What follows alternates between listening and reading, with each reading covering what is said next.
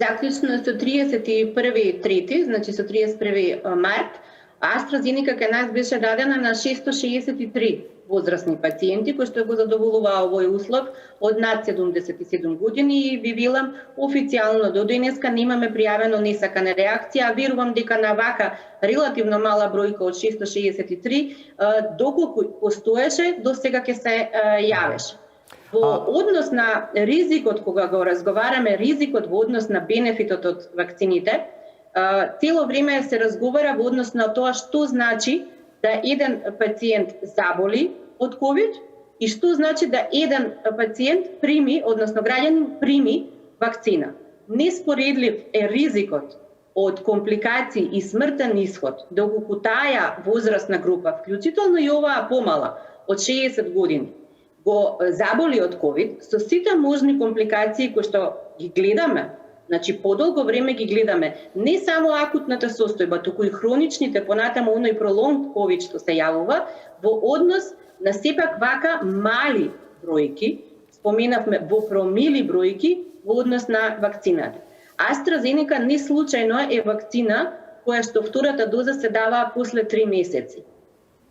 Реализира еден многу оптимален имунолошки одговор, е безбедна платформа за давање, чисто за споредба на нашите граѓани. Истата платформа на развој се користи и кај Спутник вакцината. Тоа се така наречени векторски, аденовекторски вирусни вакцини, а како што гледате, дури и од вашето истражување кое што на почетокот го спомнувавте, нашите граѓани сепак некако даваат предност на вакцината на Спутник.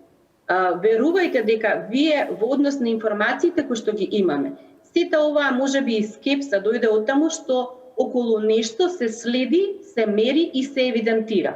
Кога за истото немате податоци, вие всушност и не знаете ниту колкава е безбедноста, ниту колкава е ефикасноста на таа друга вакцина.